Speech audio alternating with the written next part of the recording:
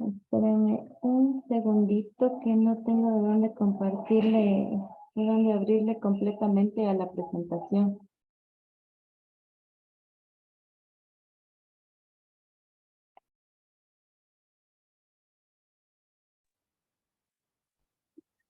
Ahí tiene, Majito, justo, bueno, mientras comparte Ya sí me, se le ve. Ya, Majito. sí, ya.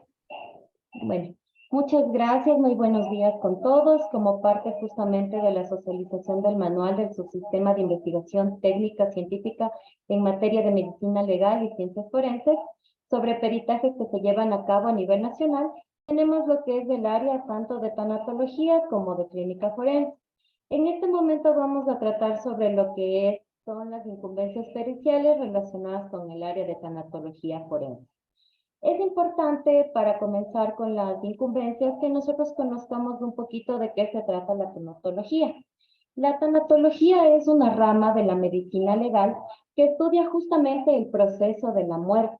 ¿Cómo hacemos este proceso? Pues mediante el estudio del cadáver y de sus fenómenos evolutivos, utilizando técnicas, en este caso, por ejemplo, de disección, también técnicas de observación, que nos van a servir a nosotros para determinar principalmente cuál fue la causa del deceso, ¿sí?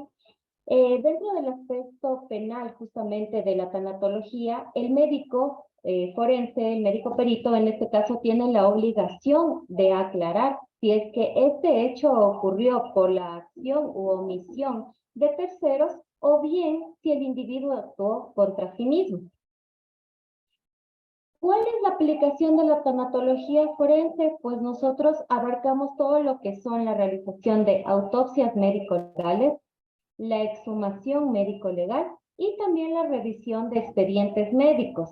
Dentro de estas revisiones podemos entender también lo que son ampliaciones, aclaraciones que nos suele pedir Fiscalía. Para continuar, es importante que nosotros conozcamos de manera general el concepto de autopsia y cuáles son sus tipos o su clasificación. En sí, autopsia viene del griego auto, que significa uno mismo, por sí mismo, y de opsis, que significa observar, ver o mirar. Este es un procedimiento técnico. ¿Cómo se lo realiza? Mediante la observación y análisis de un cadáver en su parte externa y también internamente con la apertura de las cavidades. ¿Para qué nos sirve? Para establecer las causas del fallecimiento y puede tener varios fines, entre ellos fines científicos, los fines jurídicos, como sería el nuestro, o de vigilancia epidemiológica. ¿Cuáles son los tipos de autopsia? Como les decía, tenemos, bueno, dos tipos. Tenemos la médico-legal y la autopsia clínica. La autopsia médico-legal es un proceso minucioso que se lo debe hacer de manera sistemática, que nos va a servir para identificar, reconocer, preservar y documentar todas las evidencias físicas que causaron la lesión y muerte. Por ejemplo, si en una autopsia nosotros vemos un orificio por arma de fuego, nosotros tenemos que diferenciar cuál es de entrada, cuál es de salida, y todo este tipo de lesiones que nos van a servir para llegar a la causa de la muerte. ¿Quiénes somos las personas que estamos capacitadas para realizar este tipo de autopsia? Pues todos los médicos del sistema especializado de investigación integral del Servicio Nacional de Medicina Legal y Ciencias Forenses y todos aquellos que estén designados por una autoridad competente, es decir, por una autoridad fiscal. La autopsia clínica, en cambio, a diferencia de la médico legal, es aquella que se realiza en un establecimiento de salud. Es decir, el establecimiento de salud donde la persona falleció. Esta causa de la muerte debe estar derivada de un proceso clínico patológico. Es decir, generalmente, o no generalmente, siempre van a ser personas que hayan fallecido por una determinada enfermedad y que su enfermedad haya llevado a las complicaciones que posteriormente le causaron la muerte. También, ¿qué se va a valorar aquí? La efectividad de un tratamiento y también el curso y extensión de la enfermedad y el tratamiento que llevó. Este tipo de autopsias lo realizan, como se dice, en el establecimiento de salud y son los encargados los médicos de anatomía patológica, pero clínica. Quienes van a investigar, van a hacer una autopsia, van a sacar los órganos, van a ver cada uno macroscópicamente los tejidos, van a tomar biopsias y van a hacer sus análisis para ver qué enfermedad pudo haber sido, qué dudas hubo en esta enfermedad, pero nada que guarde relación con una causa sospechosa o violenta. Dentro de la autopsia médico-legal como tal, ¿a qué tipo de muertes nosotros vamos a hacer autopsia? Pues, inicialmente, como lo dije, ¿no? Una muerte violenta que puede ser un homicidio, cuando esto se da por causa de una persona externa hacia la persona que falleció. Un suicidio, cuando la persona ha atentado contra su propia vida. Accidentales, ¿cuáles son los accidentales? Podemos tener lo que son accidentes de tránsito, aquellos accidentes domésticos o laborales. Por ejemplo, alguna causa de muerte accidental doméstica puede ser que tal vez una persona estaba ingiriendo algún alimento, tal vez no logró masticar adecuadamente, el alimento en vez de irse al estómago se fue hacia la parte de los pulmones y eso ocasionó una asfixia. Esta también puede ser una muerte accidental, ¿sí? Dentro de las muertes a investigar, nosotros investigamos la muerte súbita. Por ejemplo, en este caso, la muerte súbita son aquellas muertes que se dan en personas o en individuos que están aparentemente sanas. Por ejemplo, una persona que estaba haciendo deporte, que estaba corriendo y de repente la gente dice que se desplomó sin razón aparente. Se revisaron los signos, no había signos vitales, obviamente es una muerte a investigar porque no se conoce un antecedente previo de enfermedad. ¿Qué pasa generalmente con estas muertes? Estas muertes generalmente terminan siendo naturales de su investigación, porque a veces se dan por enfermedades coronarias, por ejemplo, como infartos, un tromboembolismo pulmonar, o en su defecto puede ser por un accidente cerebrovascular, que digamos la persona tenía una presión elevada, pero no sabía, no se había estudiado. Esto es una muerte súbita. Las muertes indeterminadas son aquellas que nosotros conocemos como muertes blancas, es decir, que uno viene viene el cuerpo a medicina legal, uno hace la autopsia, obviamente es una muerte sospechosa, es una muerte de investigación, pero cuando uno revisa los órganos macroscópicamente desde la parte externa, la anatomía se encuentra conservada, ¿sí? En este caso, perdón, me corrijo, estoy hablándoles de la muerte a determinar.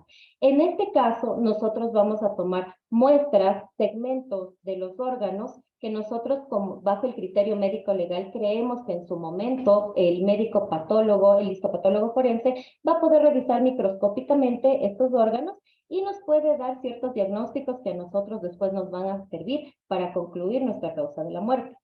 A diferencia de las muertes indeterminadas, por ejemplo, que sea algún cadáver que haya estado en un estado avanzado de putrefacción, donde inclusive la parte ósea no nos muestra lesiones, los tejidos ya están bastante putrefactos, valga la redundancia, o también ha habido efectos de la antropofagia cadavérica, es decir, que tal vez en la zona había perros, ratas, y se comieron parte del tejido. En este caso, nosotros ya son cuerpos que es muy difícil determinar una causa de la muerte. Inclusive, si tomáramos una muestra de órganos, esta muestra ya estaría en descomposición, lo cual no serviría realmente o no aportaría a la investigación.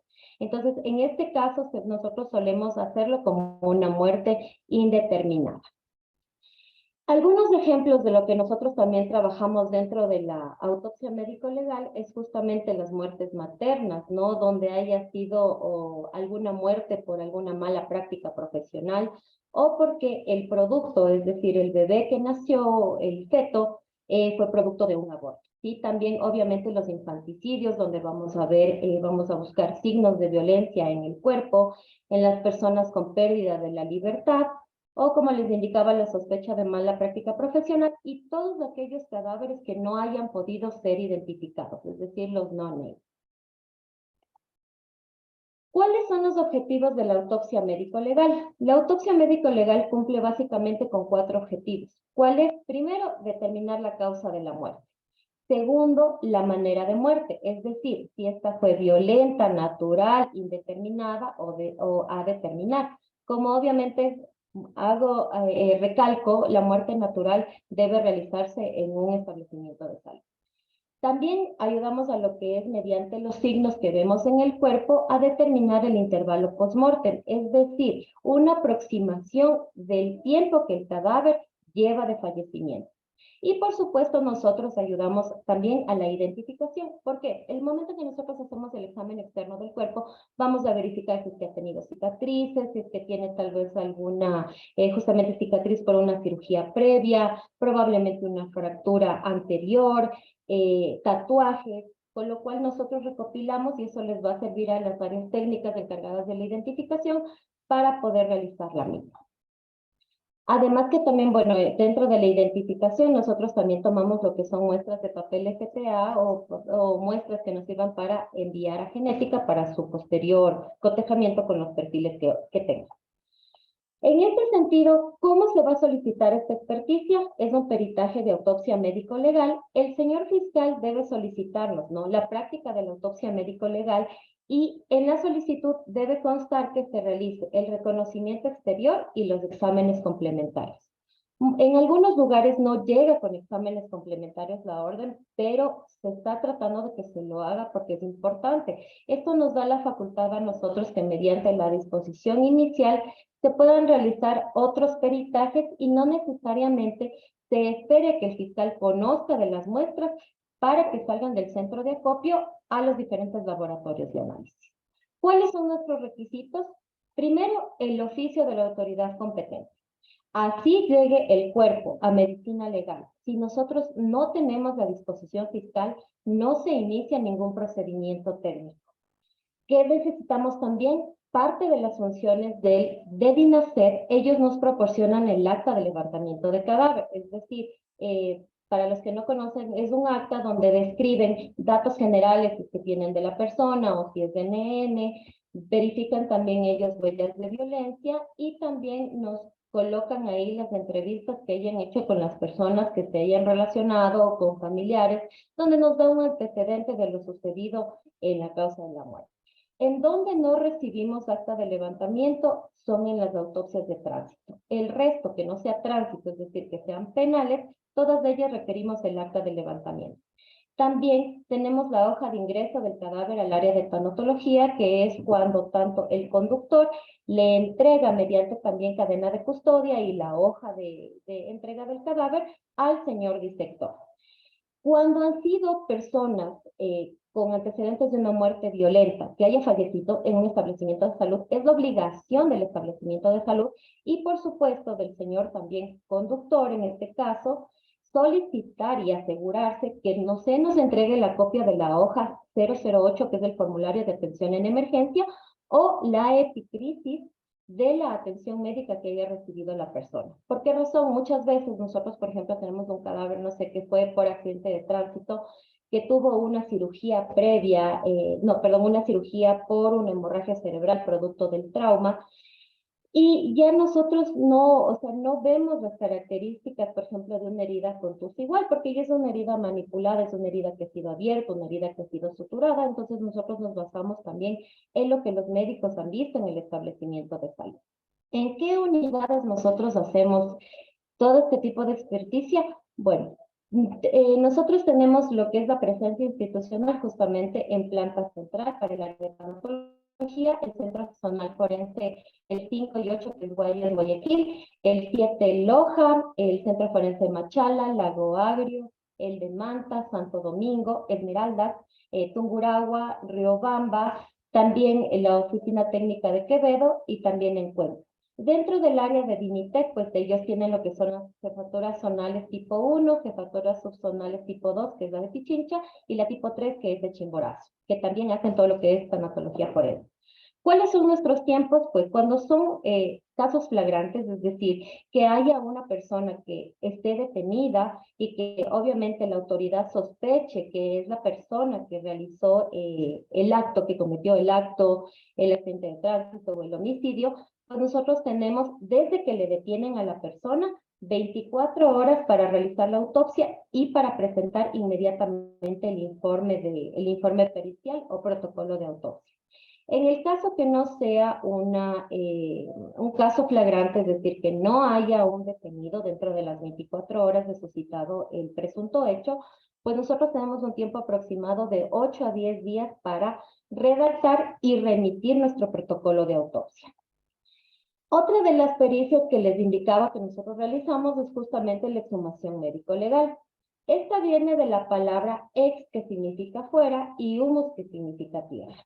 ¿En qué consiste? En extraer un cadáver, su esqueleto o sus reliquias de su sepultura. Puede ser para llevarlo a otra parte o para ser evaluado por facultativos.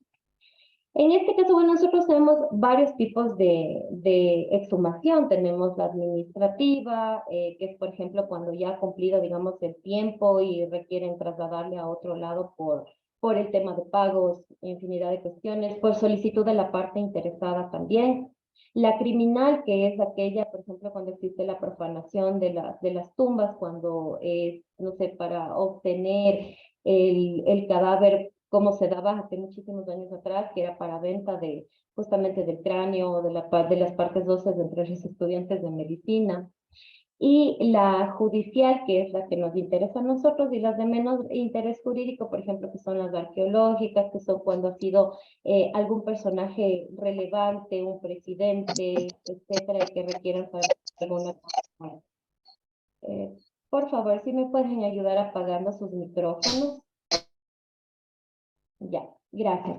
Dentro de la exhumación judicial, que es la que nos interesa a nosotros, esta tiene justamente fines judiciales, es decir, la investigación tal vez de algunos asuntos o circunstancias que quedaron pendientes y que para la autoridad pertinente, tanto en casos penales como de tránsito, pues va a ser importante para su investigación y dentro de sus indicios. ¿Qué es lo que requerimos nosotros? Obviamente todo se hace con orden y autorización de un juez y son los datos necesarios para esclarecer la investigación judicial. ¿Cuáles son los objetivos de la exhumación judicial?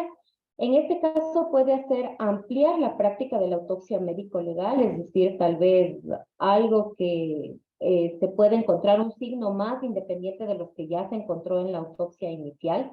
Puede ser justamente la comprobación de un delito o sospecha de índole penal, corroborar la causa de muerte, es decir, como un tipo también de peritaje para saber si es que en realidad la causa de la muerte que se dio inicialmente es justamente la causa que se tiene al momento de la exhumación. Realizar, puede ser que incluso algún cadáver fue enterrado una muerte violenta sin realizarse la autopsia médico-legal, que sí suele darse tal vez en cadáveres que, no sé, se sospechó de alguna muerte natural en su momento, pero la familia indica que tuvo algún antecedente, que alguien le amenazó, pues igual el fiscal está en la obligación de investigar este caso. La identificación también de un cadáver, muchas veces se hace la exhumación para la obtención de muestras para perfil genético y también efectuar tal vez estudios complementarios omitidos, como pueden ser toxicológicos o justamente de órganos y tejidos para observar alguna alteración. ¿Cuál es otro de los objetivos que se realiza tanto en la autopsia médico-legal como en la exhumación? Y muy importante es la toma de muestras biológicas y no biológicas, y ahí es donde nosotros guardamos relación con todos los laboratorios con los que contamos en el sistema especializado de investigación. Nosotros podemos tomar muestras de sangre para exámenes toxicológicos, de humor vítreo, de orina, para elementos filosos, también puede ser incluso para identificación FTA, para identificación huesos, para nosotros, en cambio, para lo que es nuestra investigación con los órganos que les indicaba que nosotros macroscópicamente no encontramos ninguna alteración anatómica, puede ser tejidos también. Por ejemplo, si se sospecha que la persona falleció y que fue víctima también de algún delito contra la integridad sexual, pues también se puede hacer hisopados y frotis a nivel vaginal, a nivel anal. También se obtiene lo que son uñas cuando también se trata de buscar que seguramente se defendió la persona y probablemente se quedó algún rastro del presunto agresor en sus uñas. Y también puede ser que nosotros requiramos prendas que llamen la atención y que creamos que probablemente ahí se puede encontrar algún tipo de material genético del presunto agresor. Para el peritaje de exhumación del cadáver es muy parecido al de autopsia médico-legal. Practíquese la exhumación y toma de muestras para perfil genético del cadáver en el caso de que se requiera justamente para un cotejamiento con un perfil biológico. Y también la otra es practíquese la exhumación y autopsia del cadáver. ¿Sí? ¿Qué necesitamos? El oficio de la autoridad competente, en la que debe constar justamente la fecha, hora, el lugar de exhumación, y es muy importante que se nos indique también la ubicación del cadáver, el objetivo de esta exhumación y a quién se le va a realizar, porque nosotros tenemos la obligación en el momento en que acudimos a los cementerios o el lugar donde la persona está inhumada, tenemos que revisar y corroborar que el nicho donde se encuentra la persona es justamente de la persona a la que nos están indicando, respetando siempre de igual forma la cadena de custodia. ¿Qué unidades realizamos este tipo de peritaje? Pues como les indiqué en la autopsia médico-legal, las mismas unidades, no les voy a repetir en este caso. De igual forma, en el caso de que fuera flagrante, que es muy complejo porque generalmente las exhumaciones se las hace en el curso que el señor fiscal hace la investigación, pero de ser así, de igual manera serían 24 horas y en el caso no flagrante, igual de 8 a 10 días. Dentro de lo que también hacemos como peritaje justamente es la revisión de los expedientes médicos, ¿sí?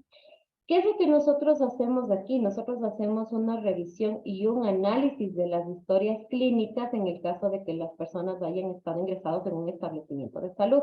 Generalmente, ¿cuándo se hace esto? Cuando nosotros tenemos algún caso, por ejemplo, de mala práctica profesional, digamos que se sospeche, ¿no?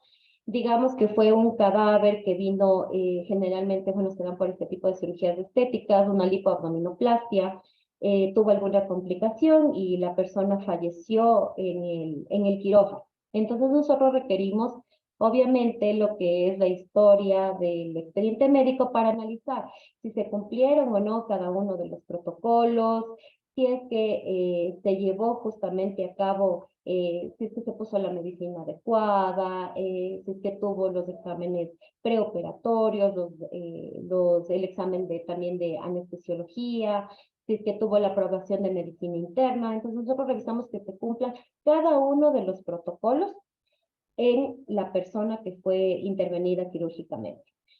¿Para qué es otro objetivo que nosotros hacemos la revisión de expedientes médicos? Es justamente para lo que son ampliaciones, aclaraciones del peritaje. Por ejemplo, recuerden cuando yo les hablaba sobre las muertes a determinar y yo les decía que nosotros tomábamos ciertos órganos o, por ejemplo, la sangre para toxicología para nosotros poder determinar con eso, concluir una causa de muerte. Pues nosotros necesitamos justamente historia clínica, los resultados de los análisis, entre otros documentos. Por ejemplo, inclusive a veces los fiscales nos envían los expedientes completos donde consta también las declaraciones o consta alguna investigación, el levantamiento de inspección ocular técnica o algún dato que a nosotros nos pueda aportar para nosotros cotejar con lo que encontramos en el cuerpo. ¿Cómo se lleva esta pericia? Practíquese el análisis de expedientes médicos. En este caso, como les decía, tienen que aclararnos aquí si es que es para análisis de historia clínica o si es que es para una ampliación y o aclaración. Requisitos: oficio de la autoridad competente, donde indique el objetivo del análisis del expediente y nos indique el acápite a ampliar y o aclarar. Necesitamos la copia u original de historia clínica, los resultados de exámenes complementarios e inclusive la copia del protocolo de autopsia. ¿Dónde se realizan estos? En todas las unidades donde realizaron sus autopsias los médicos legistas, que son las mismas unidades que les indiqué anteriormente, y este sí toma un poquito más de tiempo porque a veces son expedientes bastante grandes. Ha habido casos que hemos tenido revisión de expedientes de 60 cuerpos, entonces generalmente para esos, aquellos nos dan de 20 a 30 días. Si es que son expedientes no muy grandes, pues más o menos se toma aproximadamente 7 días para hacer este tipo de pericia. Bueno, por favor, quisiera saber si ustedes tienen alguna pregunta, alguna duda, antes de comenzar a hacerles un ejercicio pequeñito que van a ser unas preguntas pequeñas de lo que hemos visto.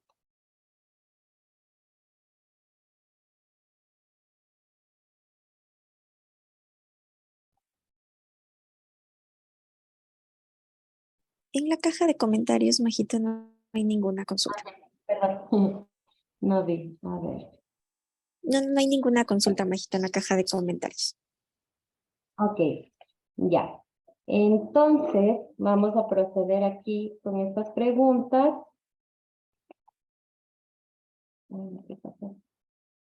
Ya. A ver, por favor, no sé si es que alguien me quiere ayudar o yo decido. Tal vez alguien que me quiera ayudar antes de leer la pregunta.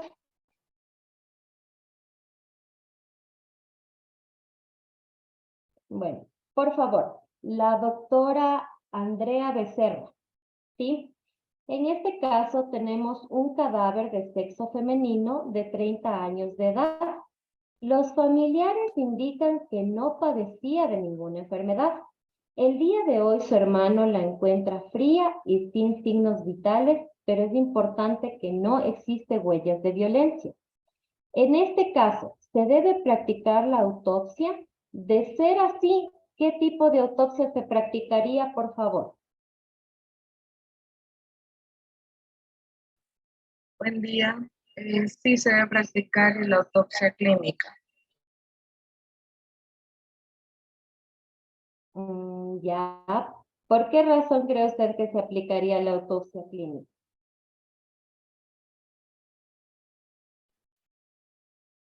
porque no hay signos de violencia. Ya, muchas gracias. Bueno, en este caso se debe practicar una autopsia médico-legal. ¿Por qué? En este caso yo les estaba indicando que los familiares indican que no padecía de ninguna enfermedad, o sea, es una muerte súbita en este caso. Es una muerte que no, o sea, no avisó que se iba a suscitar. Los familiares me dicen, no, si mi hermana era sana, era una persona que no tenía ninguna enfermedad y no sabemos qué pasó, no tenía historias clínicas en un hospital que nos dijera que sufría justamente de algo. Entonces, en este caso, como es una muerte súbita, una muerte aparentemente sospechosa, porque no podíamos descartar por último que fue una muerte tal vez por alguna intoxicación, ¿ya? O sea, propia o externa. Entonces, en este caso se debe practicar la autopsia médico-legal, que de ahí probablemente nosotros encontremos que es una muerte natural, sería una, o sea, la causa de muerte como una manera de muerte natural. Por favor, ¿quién más me puede ayudar? El doctor José Bisueta, por favor. En este caso, es un cadáver masculino que sufre accidente de tránsito y es hospitalizado por una hemorragia cerebral, producto del accidente de tránsito. A los 20 días fallece en el establecimiento, según los médicos, por una neumonía. En este caso, ¿se debe practicar la autopsia? ¿Qué tipo de autopsia se debe practicar?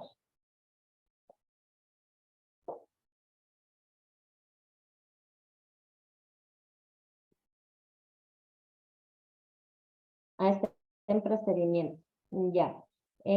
Doctora Chacón, ¿nos puede ayudar usted, por favor?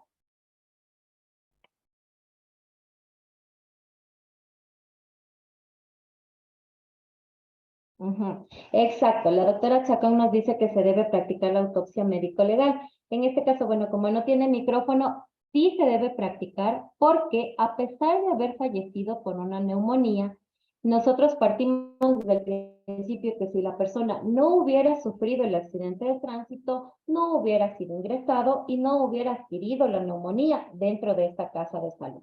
Muchas gracias, doctora Chacón.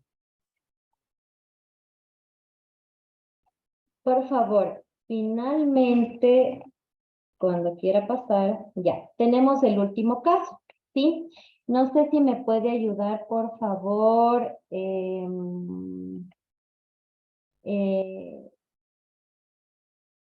Ana Bolaños, por favor.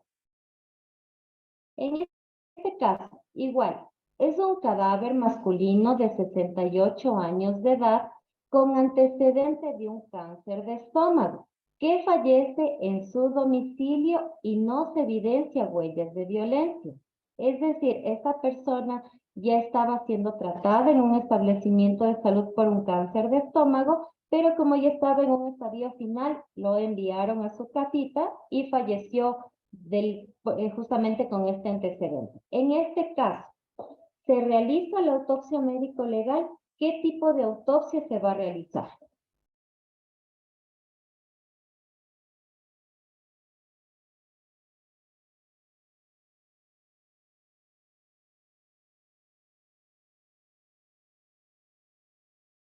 Ingeniera Martínez, ¿me escucha?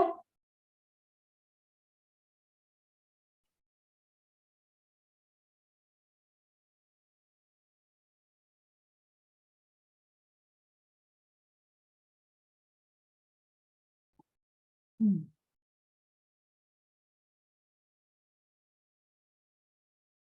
No está. Por favor, el señor Marco Tapia, ¿me puede ayudar con esta respuesta?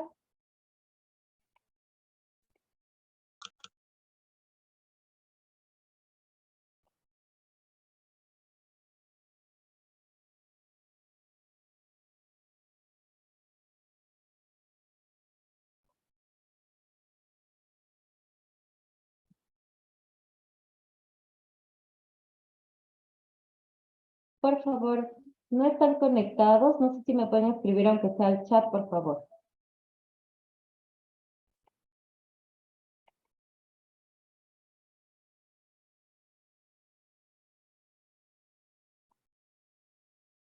Majito, la doctora Gabriela Chacón estaba alzando la mano. Ah, ya, no le vi. A ver, por favor, doctora Chacón.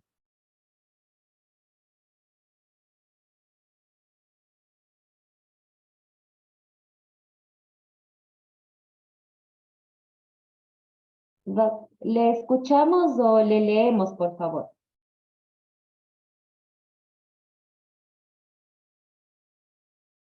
Ya, la doctora Chacón nos indica que no se debe practicar la autopsia. Estamos en lo correcto, porque tenemos un antecedente de una enfermedad natural, no hay huellas de violencia, sabemos que la persona ha sido tratada por un cáncer de estómago. En este caso, el médico de cabecera o el establecimiento de salud donde el paciente estuvo siendo tratado es quien debe extender Exacto, sí, es una muerte esperada precisamente, doctora Chacón, justamente, así que es el médico del establecimiento de salud quien debe extender la papeleta de defunción. Y en este caso, solo que en la parte del establecimiento de salud tuvieran dudas de la muerte natural, solo ahí harían ahí la autopsia. De ahí no se la hace ni siquiera en la parte clínica, sino que simplemente extenden el certificado de defunción. Yo les agradezco por su atención en relación a lo que son los casos de tanatología forense. De igual forma, si es que tienen alguna duda, por favor, quedo atenta antes de iniciar con la charla de clínica forense.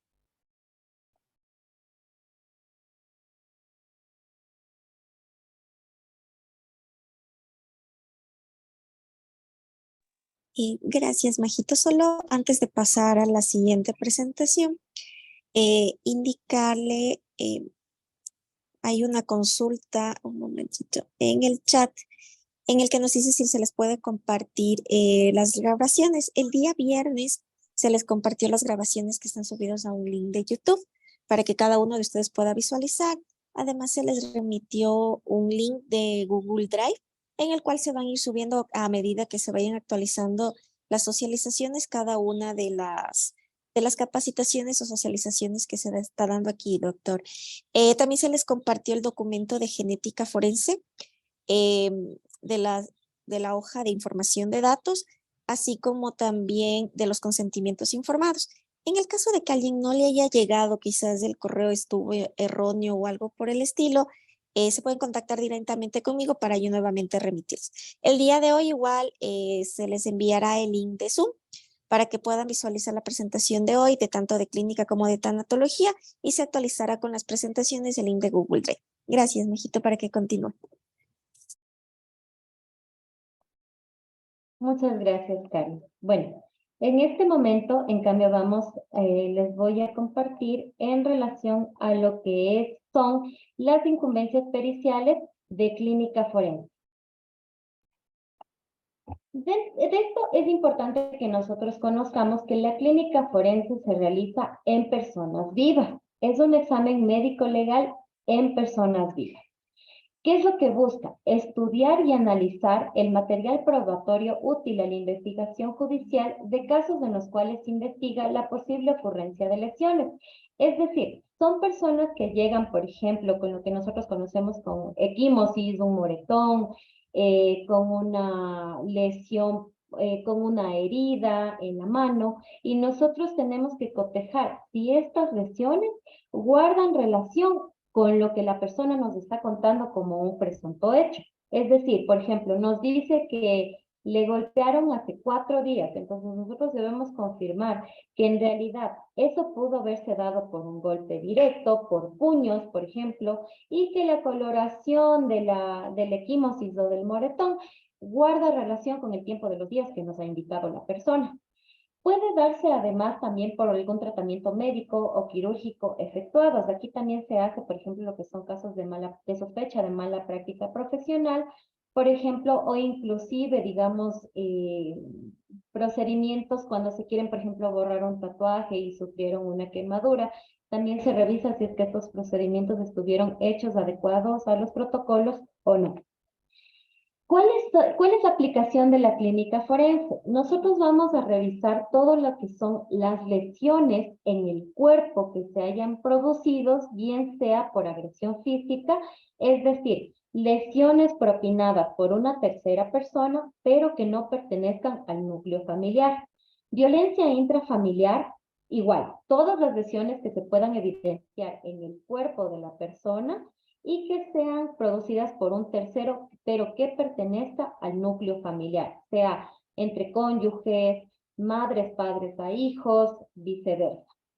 Aquellos también que sean delitos contra la integridad sexual, es decir, que hayan atentado de una forma de violencia sexual, igual, puede ser que sea del núcleo familiar o que no pertenezcan al núcleo familiar, y también las lesiones que se hayan producido por aquellos sucesos de tránsito, choques, atropellamientos, volcamientos, etcétera. También aquí se hace lo que es la revisión de expedientes médicos. Nosotros tenemos aquí también lo que es para mala práctica profesional, ampliaciones, aclaraciones. Por ejemplo, digamos que es una persona, digo, de un accidente de tránsito y que viene esta persona inmovilizada con un yeso en la pierna. Yo, si bien es cierto, en esta parte nosotros somos médicos y tenemos la capacidad de verificar las lesiones, pero nosotros no estamos dando atención en salud. Nosotros nos basamos en la atención que ya tuvo esta persona en el momento del accidente. Entonces, ¿qué nos traen las personas? Historias clínicas o certificados médicos, donde me va a indicar la razón del por qué se encuentra con el yeso en la pierna. Y en base a eso, yo voy a determinar la gravedad de estas lesiones y cómo estas lesiones han afectado la forma cotidiana de la vida de la persona. Es decir, es importante aclarar que nosotros no nos basamos ni damos un tiempo de reposo. El tiempo que nosotros colocamos dentro de las conclusiones de un examen médico legal por clínica forense es un tiempo que se encuentra estipulado en el artículo 152 del COIP, que habla de lesiones, y que estos tiempos le van a ayudar al fiscal para determinar, primero, cómo tipifica el delito, y segundo, dentro de estos artículos, dentro del cual esté enmarcado. Es decir, por ejemplo, si es que se comprueba que las lesiones fueron realizadas por esta persona y fueron unas lesiones graves, pueden llegar a tener prisión de 5 a 7 años, si es que hubo la pérdida de un órgano, de un tejido. De igual manera, le servirá a la fiscalía para saber cómo tipificar.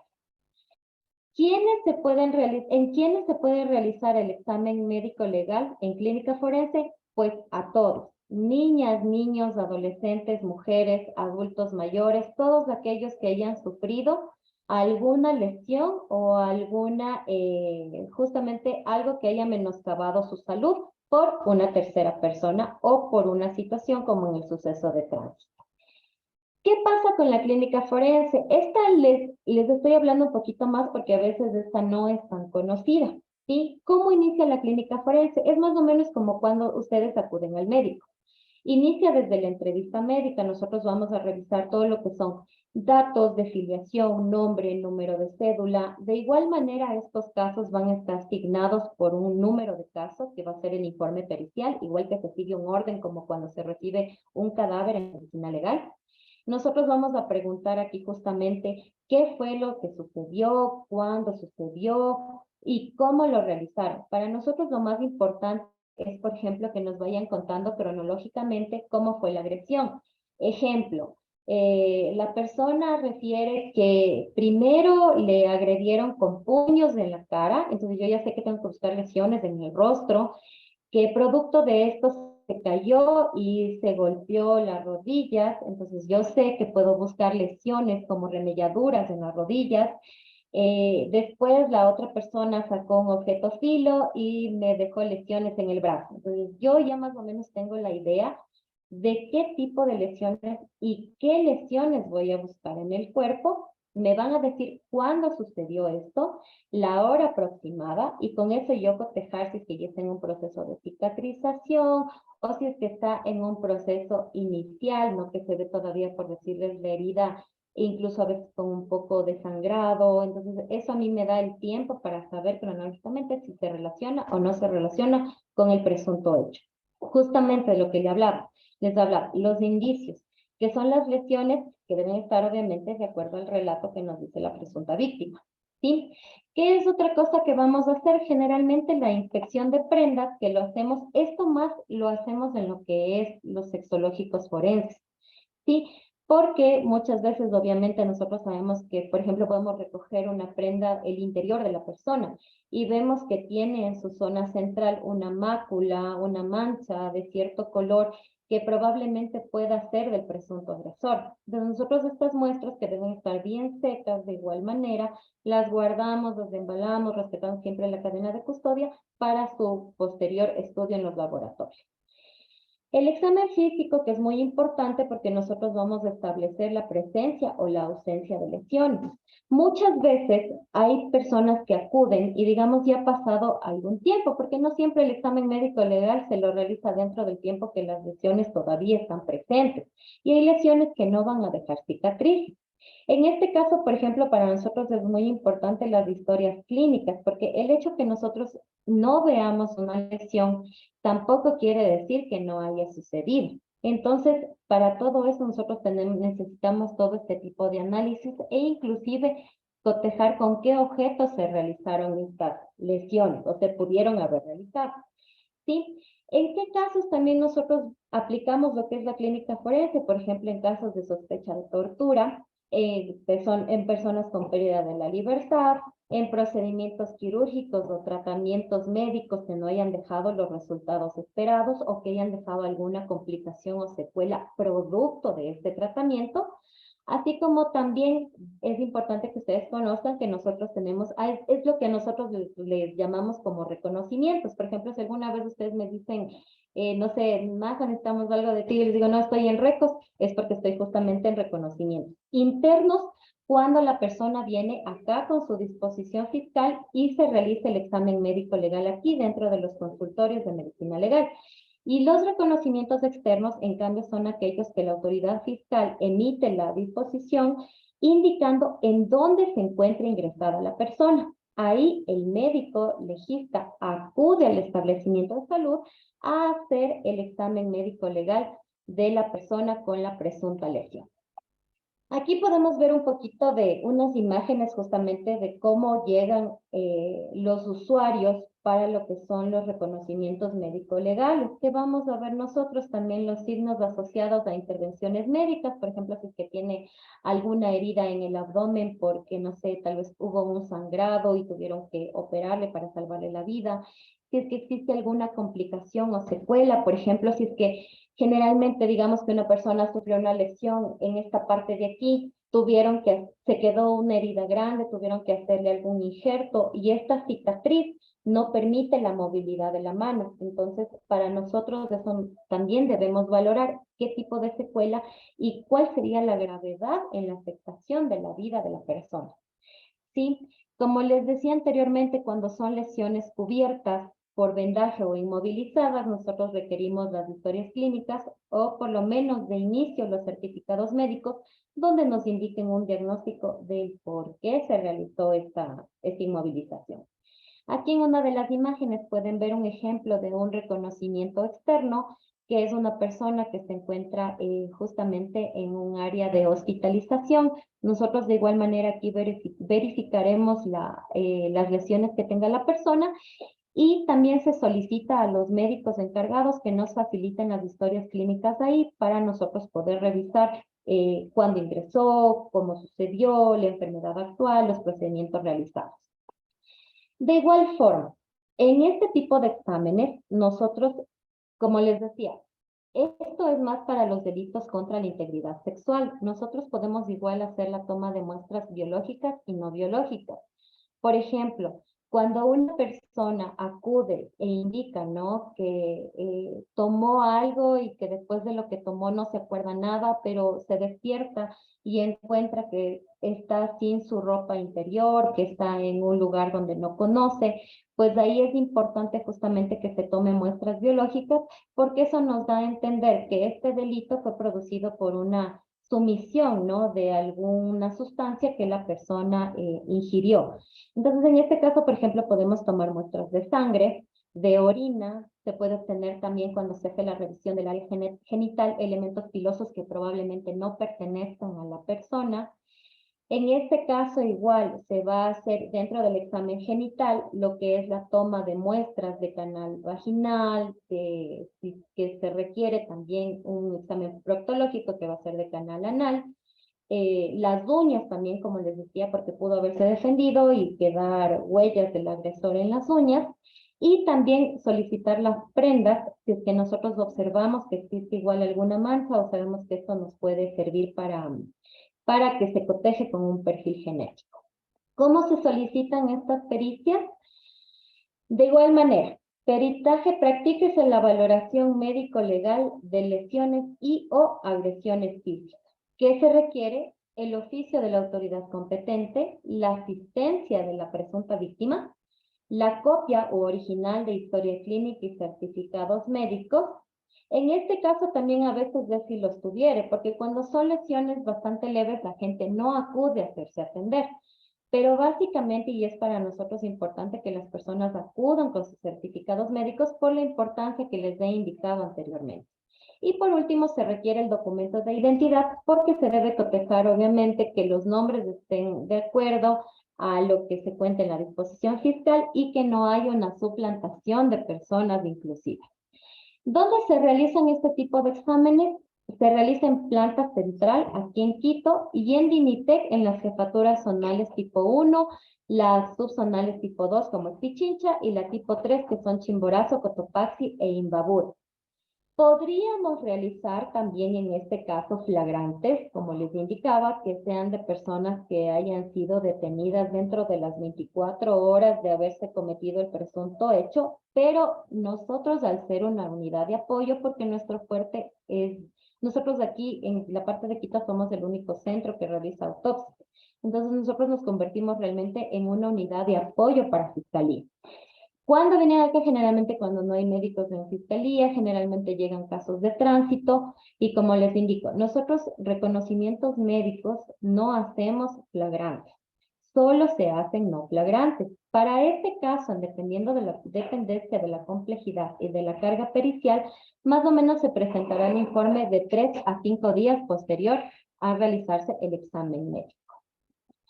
Aquí no me voy a detener mucho porque es lo mismo. Si es que es un peritaje de lesiones por violencia intrafamiliar, de igual manera la solicitud. Practíquese la valoración médico-legal de lesiones por violencia contra la mujer y el núcleo familiar. En este caso vamos a requerir los mismos requisitos, se realizan en las mismas unidades que la agresión física y de igual manera el informe tendrá un plazo de presentación de 3 a 5 días laborables. Dentro de igual forma de los accidentes de tránsito, practíquese el reconocimiento médico legal de lesiones en accidentes de tránsito. Se requiere los mismos requisitos, se realiza en las mismas unidades indicadas y de igual forma la presentación del informe se realizará de 3 a 5 días posterior a su práctica. Aquí sí me voy a detener un poquito en lo que es el peritaje médico legal urológico de lesiones. De igual manera aquí se va a indicar, realícese el peritaje de reconocimiento médico legal urológico, lesiones del presunto agresor y la toma de muestras para exámenes complementarios. En este caso, de igual forma, tal vez, bueno, les voy a dar a conocer, así como nosotros también hacemos a las presuntas víctimas, obviamente este tipo de exámenes de clínica también se puede aplicar a los presuntos agresores. En este caso, si es que ha sido por un delito contra la integridad sexual, se puede hacer una valoración entera, ¿no? Del cuerpo de la persona y también centrándonos en el área genital, donde vamos a buscar lesiones que pudieron haberse dado si es que esta persona perpetró algo que violó la integridad sexual contra otra persona. Los requisitos son los mismos, las unidades que ya se indicó, y en este caso igual el informe se entrega de 3 a 5 días. Para el otro examen que va a ser en la presunta víctima, es el reconocimiento médico legal ginecológico o proctológico, que puede ser también, aquí es de la presunta víctima y toma de muestras para exámenes complementarios. Se va a realizar los mismos requisitos, las unidades igual de atención son las mismas y tendremos aquellos igual que se entrega de 3 a 5 días. Para lo que es el peritaje de análisis de expedientes médicos, bueno, que ya les había hablado anteriormente, igual requerimos, ¿no? Practíquese el análisis de expedientes médicos, reconocimiento médico legal, en donde se va a realizar el análisis de la historia clínica con el objetivo de verificar una mala práctica profesional o puede ser también una ampliación y o aclaración. En este caso, requerimos el oficio de la autoridad competente. Si es que es un reconocimiento externo, obviamente requerimos que la presunta víctima o agresor no haya sido de alta, porque muchas veces, y como las disposiciones fiscales las envían, pero el mensajero de fiscalía las deja como un tiempo después, puede ser que la presunta víctima o presunto agresor ya haya sido de alta del establecimiento de salud. En este caso, cuando no se puede realizar este tipo de exámenes, lo que se hace es emitir una razón indicando que la persona fue dado de alta y que no se pudo dar cumplimiento a la disposición fiscal. Requerimos obviamente la revisión de historia clínica y certificados médicos y el documento de identidad. ¿Qué pasa muchas veces? A veces Fiscalía nos remite solamente análisis de historia clínica sin nosotros haber verificado a la persona o examinado. Para nosotros es muy importante que acuda la presunta víctima o el presunto agresor, porque como les decía, todo lo que nosotros veamos en el cuerpo de la persona nos va a servir para cotejar con lo que nosotros estamos relacionando. ¿Sí? Las unidades donde se hace es en planta central, le limité las mismas jefaturas, y para este tema de revisiones de historias clínicas, de igual manera, en dependencia de la extensión del expediente médico, puede ser de 15 a 30 días, o si es que son expedientes más cortos, de 5 a 7 días de presentación. Aquí yo les he puesto una particularidad que es la agresión física, ya sea agresión física, violencia intrafamiliar, tránsito, delitos contra la integridad sexual en casas de salud. Nosotros requerimos justamente que se pida de igual forma la solicitud, nos deben indicar el establecimiento de salud y el área de hospitalización donde está la persona.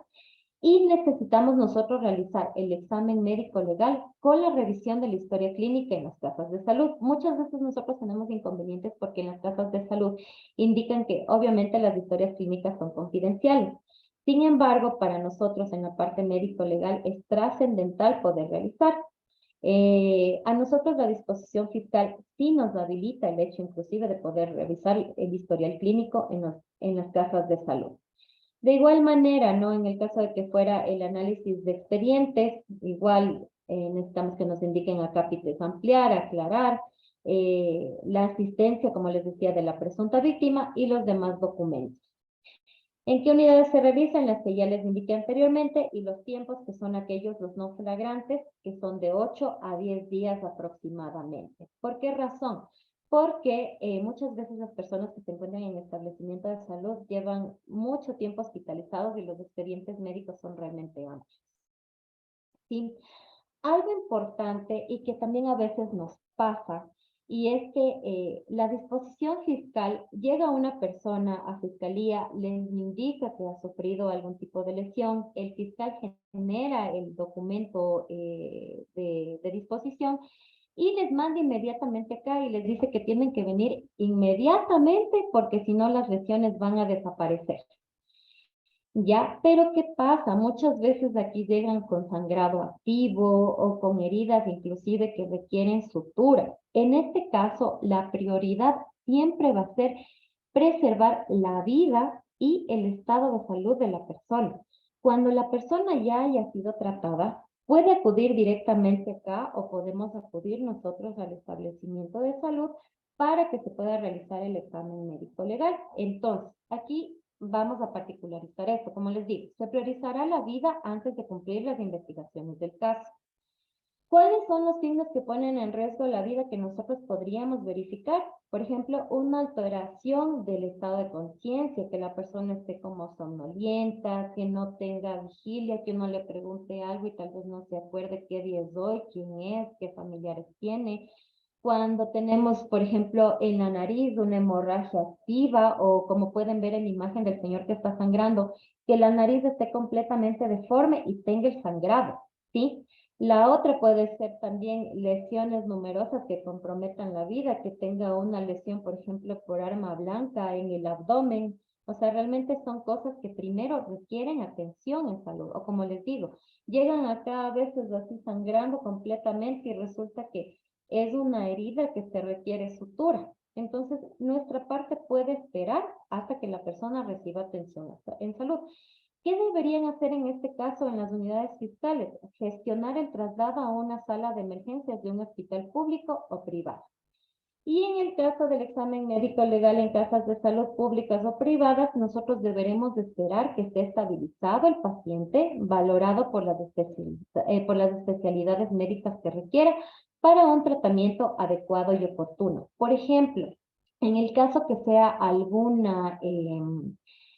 examen médico legal por un delito contra la integridad sexual y haya, por ejemplo, un desgarro bastante amplio en la zona genital, que obviamente va a requerir un proceso de reparación quirúrgica para que deje de sangrar, uno puede coordinar con los médicos del establecimiento de salud, acudir y mientras la persona ya le cedan un poquito, en especial cuando son niños, uno acude al quirófano con todas las previsiones de ley y uno toma las muestras genitales o proctológicas en el caso de que se requiera y posterior a esto, ahí sí los médicos harán todo lo que es la actividad quirúrgica que requiera la persona. Esto con la finalidad de preservar también las muestras y que pueda darse con esto la investigación por parte de la autoridad competente.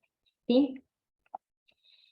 Hasta aquí es la parte de clínica forense. No sé si es que alguien tiene alguna duda, por favor, alguna pregunta.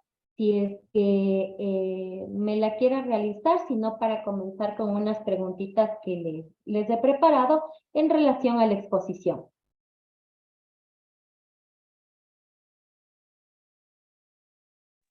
En la caja de chat no hay ninguna pregunta, Majito. Ujú. Sí, pues estaba viendo que la doctora Marielkis nos indica que están en procedimiento. Por favor, en este caso, tal vez alguien que me quiera ayudar o le sigo preguntando yo directamente.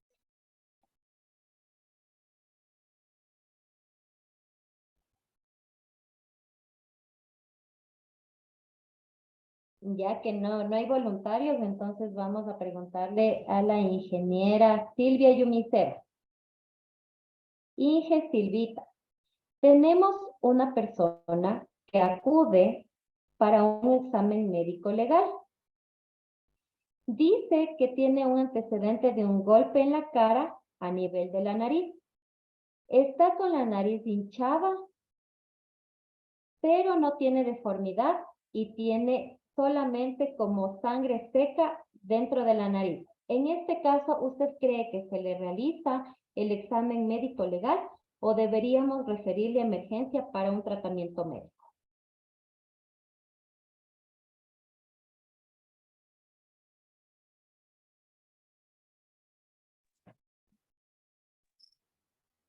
La ingeniera Silvia está sin audio, pero puede responder por la caja del chat. Ellos se encuentran sin audio aquí en Planta Central, Majito. Perdón, Karina, te escuché, discúlpame. Silvia Yumiseva toda Planta Central se encuentra sin audio, entonces pueden responder por la caja del chat. No habría ningún inconveniente. Perfecto, sí. Sí, estoy pendiente aquí entonces en el chat.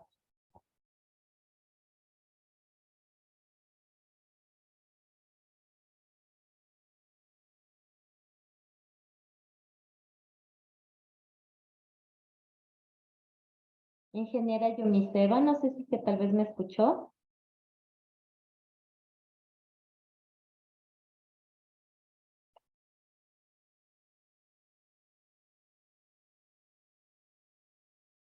No creo que me escuche, no sé si está, entonces vamos a preguntarle a la ingeniera Catalina Carrillo. Por favor, Inge Cata, igual la misma pregunta que le acabamos de hacer a la Inge Yumiseva. Igual si no tiene audio, por favor, en la caja de preguntas, yo estoy atenta.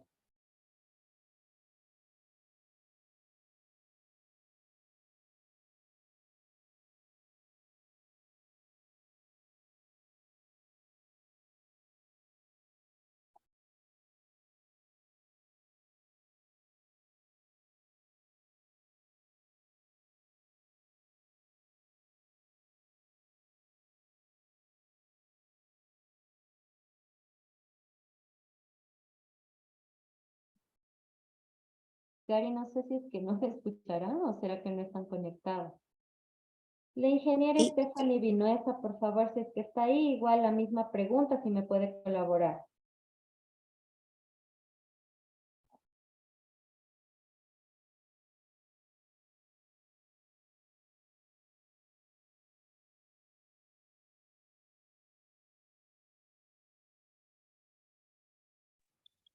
hay una respuesta en el chat, Majito, que dice que sí se debe realizar un examen médico legal. Sí, le agradezco mucho a la doctora Chacón. Sino que sí es importante que las demás personas también participen, porque justamente para eso es la socialización, para que todos podamos comprender qué hacemos cada uno de nosotros aquí.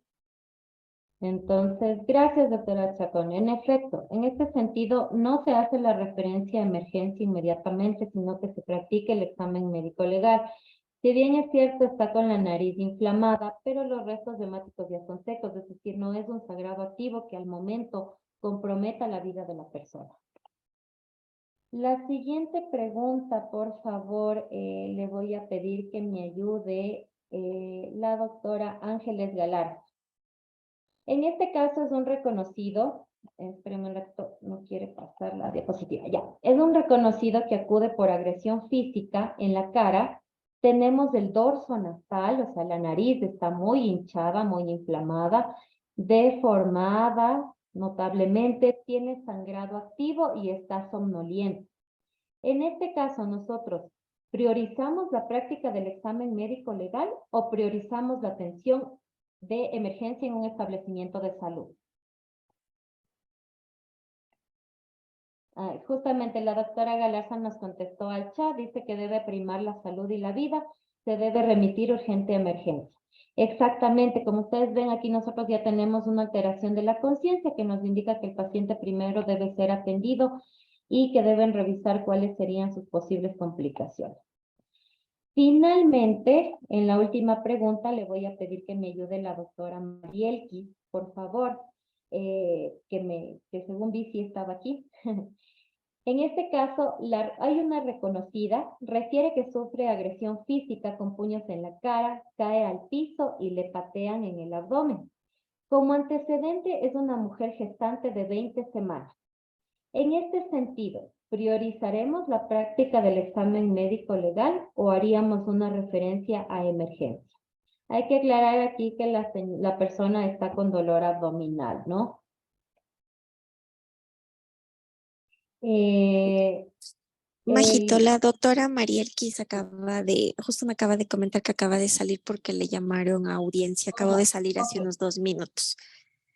Bueno, de todas maneras aquí ya nos ha contestado igual El- Will y nos indica que debe ser una referencia y emergencia. Exacto, en este caso sabemos que es una mujer embarazada que ha sido pateada en el abdomen, tiene antecedentes del dolor abdominal, puede que en este momento tenga o no sangrado activo, pero lo importante es cuidar y preservar la vida tanto de la madre como del producto. Entonces, en este caso es justamente una referencia a emergencia. Les agradezco mucho por su ayuda. Hasta aquí he llegado con la parte de igual forma de clínica forense. Les agradezco a las personas que nos han brindado, que me han brindado su atención y quedo abierta si es que tienen alguna duda o alguna consulta que me quieran realizar. Con todo gusto.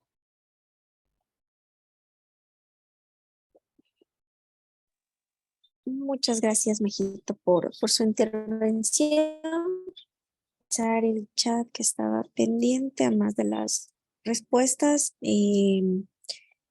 Por el momento no ha habido ninguna pregunta frente al área de clínica y tanatología.